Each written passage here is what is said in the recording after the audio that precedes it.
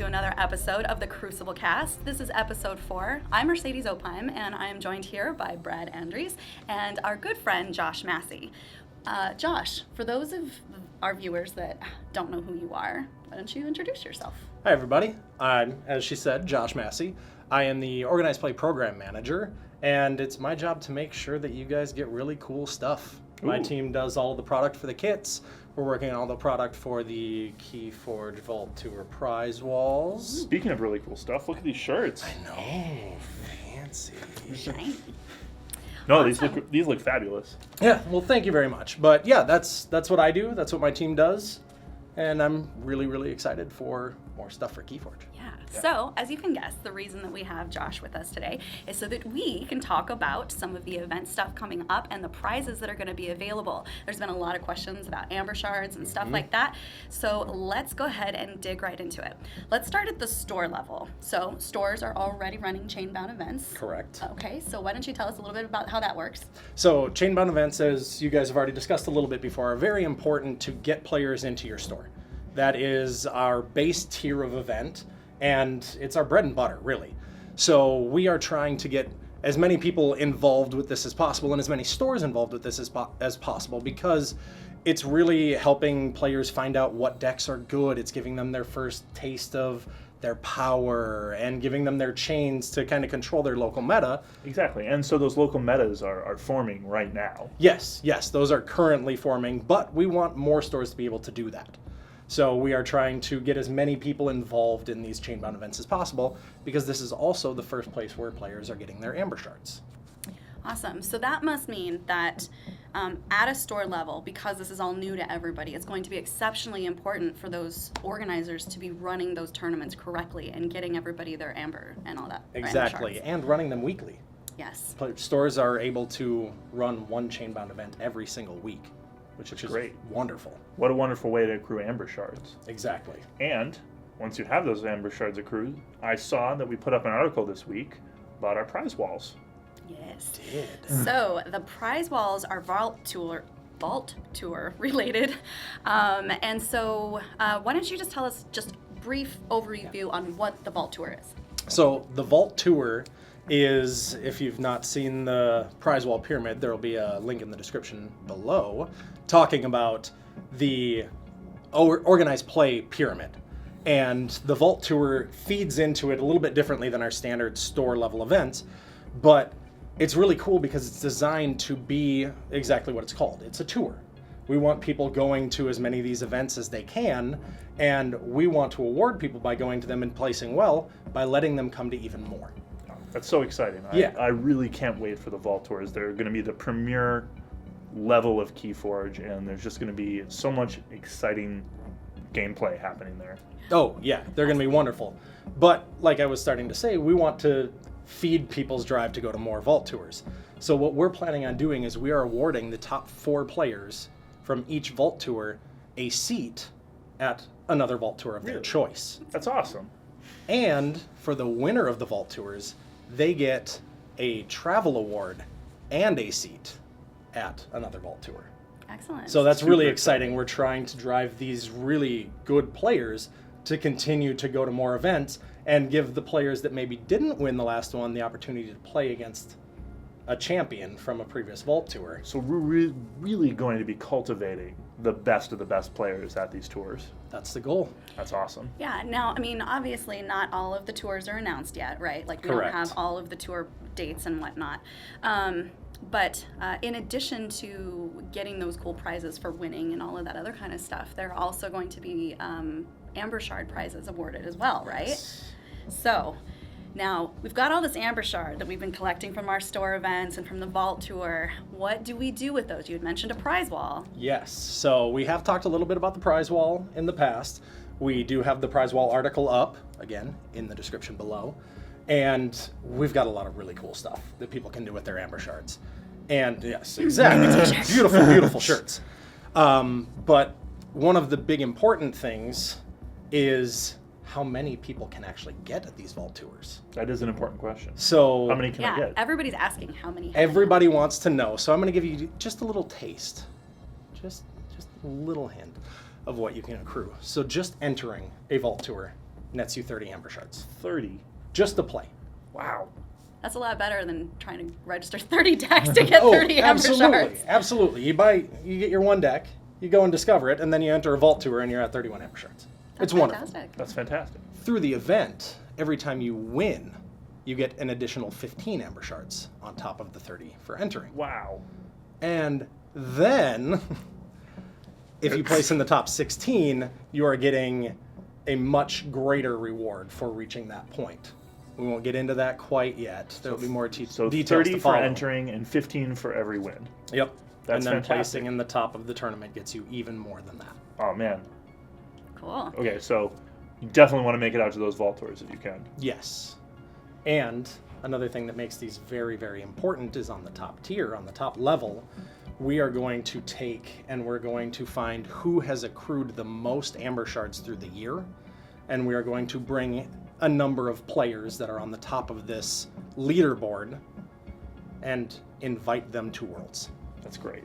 Yeah, Wow. So that's just another way to guarantee your seat at Worlds. exactly. Fantastic. Yes, this is only for vault tours, just a reminder. Excellent. Lots of exciting stuff going on. It sounded like we're not quite ready to talk about how much all of these things are going to be redeemed for, but Not it's quite there yet. But it's definitely something to get excited about Oh, getting all of the absolutely. Æmbershards.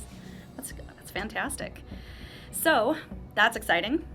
Other exciting stuff is recently we have announced the second set of KeyForge, which is the Age of Ascension. Right, we did do that. We did do that. We did do that. There's all those pretty blue boxes. Yeah, and I have this really vague memory of someone just kicking my butt. Yeah.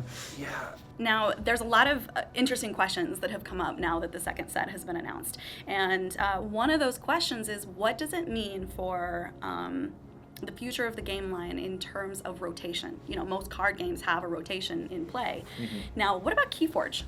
KeyForge has no rotation policy. Absolutely none. Your decks are evergreen. No rotation. No rotation. No rotation. So your purchase now of a Call of the Archons deck, or when Age of Ascension hits, are equivalent in terms of tournament play. They are perfectly valid for as long. They can gain chains, they can lose chains, they can gain power levels, and they are just as competitive as each and every deck. If you, in 5 years, go out to your game store and see on a dusty shelf that there is a box of Age of Ascension, for example, buying a deck, you can play it in that week's Chainbound event. Excellent. So this really affords us an interesting opportunity because it allows the decks to stay out there in the world and be playable and all of that other kind of stuff. But at the same time, we can kind of cultivate the decks that are out there through Ascension. Yes. Through organized play, correct? Yep. So through organized play, certain decks for reaching different achievements will ascend and will no longer be legal for tournament play. But that doesn't mean that any other cards from that set are out of tournament play. Exactly. Yeah, so it's handled on a deck-by-deck basis, Exactly. not just a broad rotation of all cards. Which is just such an intriguing concept. Yeah, I mean, I like the idea of like years and years from now just going and grabbing a deck and then like it could be from one of these ones that I saved from the very first set and decided not to open. I crack that baby and I'm like, yeah. It'd be fun. Playing Oh, it's gonna cards be that awesome. people haven't seen for a year or so Yeah. outside of... It really gives that extra level of surprise factor, especially if you have a pet deck you've been setting it aside for the right meta or tournament environment. It gives you so much more flexibility as a player, too. Yeah, absolutely. Yeah, it'll make the tournament scene really interesting. I know, Because right? you gotta be Oh, I'm aware so of all of excited. the things. That's fabulous.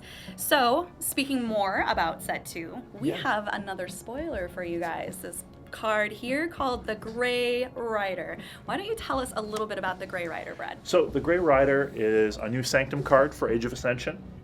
It is a common. It has 2 power and the deploy keyword. Now the deploy keyword, as we mentioned in our live stream, means that this creature can be played anywhere in your battle line. It doesn't necessarily need to be put on the left or right flanks. Now, in addition to the deploy keyword, this card has the ability play/fight/reap. You may ready and fight with a neighboring creature on your battle line, which works perfectly with the deploy ability. When you play it, you're going to get to ready something immediately. And then every turn that I pick Sanctum after that, Exactly. I get to reap with it and then ready and fight. Exactly. So it's really important where in your battle line you're putting this and what creatures you want it next to, not just in the immediate, but also in the future. And it means I need to be much better at laying out my battle lines. Yeah. But also, I got to say, the art on this card is stellar. It's gorgeous. It's so cool. Okay, so let's talk about your live stream the other day. Yes, where I lost horribly. Yes. So during that game, there was one card that people really thought was kind of interesting, and it was called the Drummernaut. Do you want to talk about that guy? Yeah, so I played the Drummernaut incorrectly by its rule text when we were in the game. However, through looking at some stuff on the back end, we saw that this card isn't functioning how we would like it to. It would, in fact, need to return itself to hand when it was played if there's no other giants on the board. This can make this card really not that fun to play. We are going to be issuing an errata for Drummernaut, with the current text being play/fight/reap, return a friendly giant creature to your hand. We are changing that to play/fight/reap. You may return a friendly giant creature to your hand. This will make the card a lot more flexible, fun to play, and easier for players to interface with, and aligns with the vision we have for the game. So thank you for bearing with us, and we hope you guys enjoy the card as much as we do. And that's going to be a great change. Yeah, it'll be a really great change, because right now, I mean, if you didn't have any other Brobnar cards available and you want to play this guy, you're just stuck where he's just perpetually, at least up to 6 times, putting himself back out on the board and then returning him to, his hand. So. Exactly. I mean, if you want to do that, you still can, because it's a May ability, but you're not required to, and it won't ruin a game between you and your buddy. Great. Awesome. Well, it definitely sounds like the right decision, and I'm sure we will be seeing that in the first FAQ update after Age of Ascension is released. Yes. Excellent. So, speaking of FAQs, let's talk about some rules questions. So, Sounds great. Now we're getting into the nitty-gritty. The rules questions that we have are getting to be a little bit more complex. And these are all user questions that have been submitted. Yes. So why don't you tell us just a general gist of the kind of stuff that we're going to be talking about? So this week we've been getting a lot of questions about assault hazardous and when exactly is a creature considered in a fight and destroyed in a fight. Okay, excellent. So now before I begin, some of these are going to be heavy on the verbiage, so just bear with me and we'll get through this as best we can. So let's start with the very first one. So assault and hazardous. Both of them happen before a fight occurs, but if a creature is destroyed by the damage from hazardous or assault, is it then considered to be destroyed in a fight? Yeah. So hazardous and assault both cause damage, but they're not causing damage via the creature's power. That stat, right? Here. Which means that they are not considered to be fight damage or damage caused in a fight. So a creature destroyed by that assault or hazardous is not destroyed in a fight and will not interact with cards like the War Chest, for example. Okay, excellent. So if we were to expound on that a little bit, let's say a creature has assault and a before fight ability. It attacks an enemy creature and the active player resolves the assault first, destroying the enemy creature before resolving the before fight ability. Can the before fight ability be resolved? In this case, yes, it can. Assault and before fight share the same timing point, so the active player will get to choose which of those they want to happen first. Now, if they choose the assault and destroy the creature, that before fight is still hanging around waiting to trigger. So it definitely can, because it is still before the fight. Now, if that were a fight ability, however, that would not occur, because that fight ability is triggered after the fight is resolved. Okay, so, before fight, meaning the hazardous and assault maybe kills that creature before the fight ever happens, so that ability can still go off, but because the fight has not technically occurred, a fight ability cannot. Yeah, and since the creature will be destroyed, you won't actually have a fight occur, so there's no time for that fight ability to trigger. Okay. So like with everything else, you do as much as you can. Exactly. Okay, excellent. Well, let's move on to something different. Let's talk about Shadow Self and Poison. If damage is redirected to Shadow Self from fighting a creature with the Poison keyword, is the Shadow Self destroyed? Yes, it is. Poison damage or damage caused by a creature's power, and that creature has the poison keyword, will destroy the creature it's dealt to. Now, in this case, that damage is being directly redirected to the Shadow Self, meaning it still has the poison keyword attached to it. So that damage will destroy the Shadow Self. Okay. Is the Shadow Self considered to have been in a fight? It is considered to be destroyed in a fight for cards like, again, the War Chest, right, because that damage is being dealt by a creature's power. Even if it's redirected through another effect, it's still considered that other creature as the source. Okay, interesting. Great. All right, so I've got one more for you. Okay. Neutron Shark, do do do do do do. Neutron Shark, do do do do do do. We're gonna be talking about Neutron Shark. Yes. So, if I play a Neutron Shark do, do, do, do, with no cards left in my deck, I'm completely decked out. What happens? So you have no cards in your deck. So the Neutron Shark's ability will try and resolve destroying a opponent's creature or artifact and a friendly creature or an artifact, and then it will try and discard a card from the top of the deck. It can't. So then the rest of the ability, which refers to that card, will then not occur. This is because obviously you can't refer to ability or refer to a card that doesn't exist. In this case, you're not discarding anything because you can't. Right. Because the deck is only reshuffled when you actually go to draw a card and can't. Okay, so because it says specifically discard, not draw, you would not refresh your deck. Yes, and okay, because you're not, usually the card triggers when you discard a non-logos card, but since you haven't discarded anything, Yeah. you just can't keep resolving the ability. Okay, That and so makes it sense. just So, ends. so the effect will not repeat. Okay, excellent. Well, I think that's all of the questions that I had for right now. And I mean, I say that because it's all written right here. So got that going for me. That being said, I think we're about ready to wrap this up. And we want to thank all of you for watching yet again.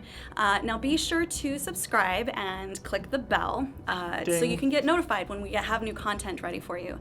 And if you have any rules questions, be sure to email kfrules@fantasyflightgames.com and we will do our best to get a response to you. As quick as we can. As quick as we can, yes. And as always, follow us on Facebook, Twitter, and Instagram. Links are in the descriptions. And we hope that you guys have an awesome time. Yeah. Thanks for playing, guys. Thanks. Thank you.